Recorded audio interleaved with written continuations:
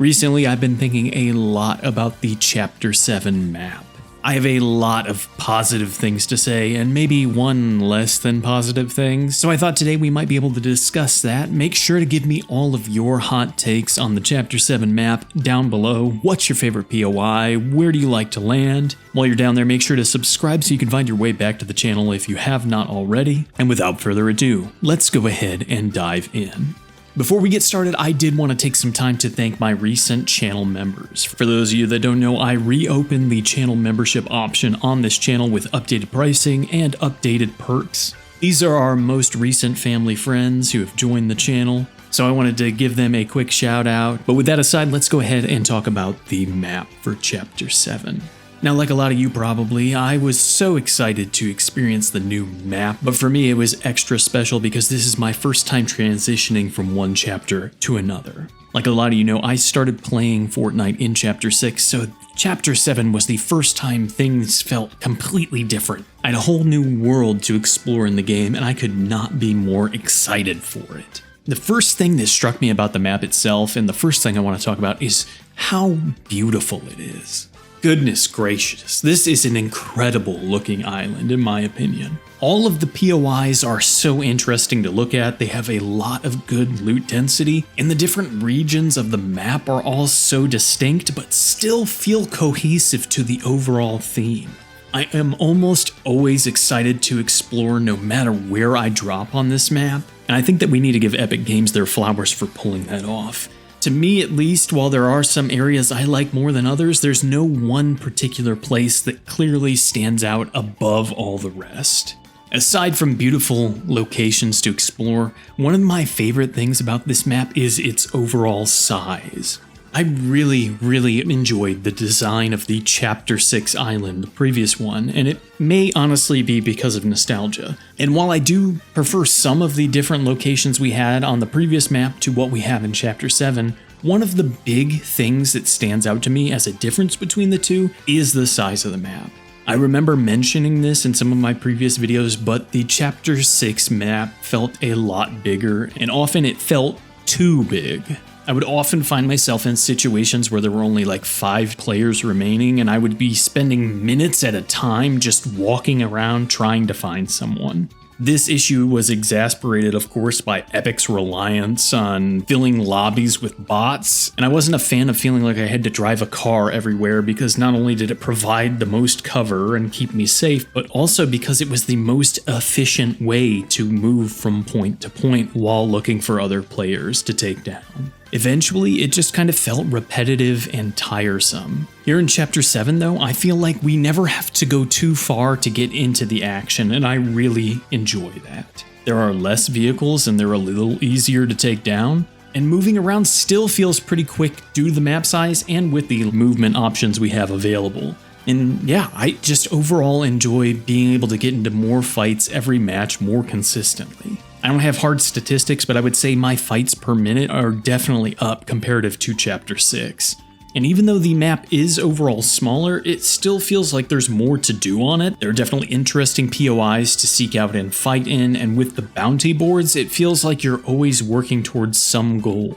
Movement just feels like it is an overall joy, and the smaller map definitely lends itself to that. I love being able to take a golf cart or ride around on a hot air balloon. And I know a lot of people stick to shockwaves, right? It's the tried, true, and tested way of moving around the map. But I personally am glad Epic Games kind of reduced the number that spawn on the map because so many people rely on them so much. I know a lot of people don't enjoy the glider suit, but I feel like it is a great option for traversing the map. And more importantly, there is some counterplay to it, upping the stakes in every fight you get into. I personally prefer this rather than someone just spamming shockwaves and launching themselves to Timbuktu before I can track them down. But I know it's not everybody's thing. I don't know, maybe it's a skill issue on my part, not being able to take down players that rely on shockwaves, but I find that things work a little bit better with the glider suit because you have to be a little more intentional when using it to try and escape.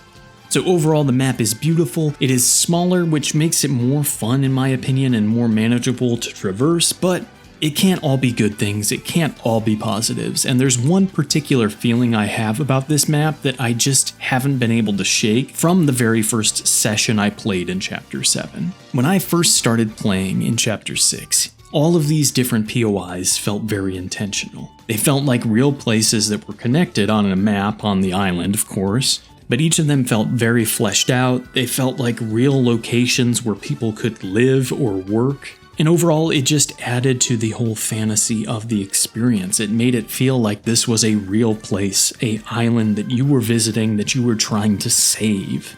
Chapter 7, to me, kind of feels like Wonky Land. It feels like a theme park. Carefully curated with each different little section having its theme, but feeling very phony, not realistic, not organic, and not lived in the same way that the previous island did. I'm not sure I can really verbalize what I'm feeling, but I worry that going forward, the changes that are coming to the POIs in future seasons will feel very phoned in. They'll feel just like a new Lego piece that has been swapped out instead of a natural evolution and progression to what was there previously. Sure, I just spent time praising how things felt cohesive with the map, but I can't help but feel that each of these individual pieces have been kind of set up to be quickly swapped out when new content comes to the game. There's just an air of artificiality to the POIs this season, and it really makes me worried about what we'll see going forward, and if I will actually remember any of the previous POIs once they're gone. A great example of what I'm trying to get across is Night Shift Forest leaving in Chapter 6. When that area was replaced, it made the map feel different for me. I remembered all the great matches I had fighting through that forest, and when things were different, the entire experience changed. With Chapter 7, it feels so modular, so isolated, that I am afraid that when one POI swaps out, I'm going to quickly forget what it was even like to fight there.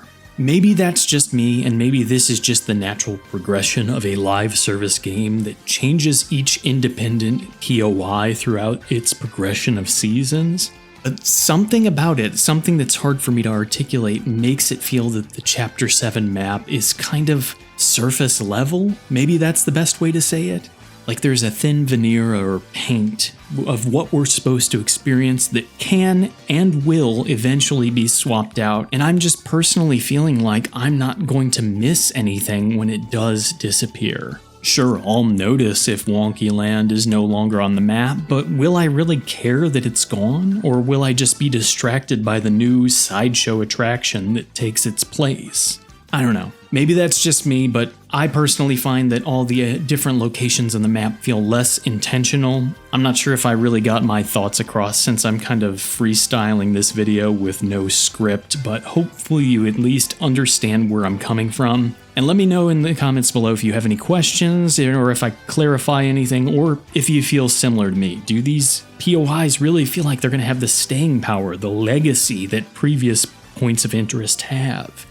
At the end of the day, I'm still really enjoying my time in Chapter 7, and the map is a big part of the reason why. Those were just some of my quick thoughts that I had that I felt I wanted to share with you guys, but more importantly, I want to hear about what you guys think. What do you think of the map in Chapter 7? What do you want to see change in the future, and what are you excited for?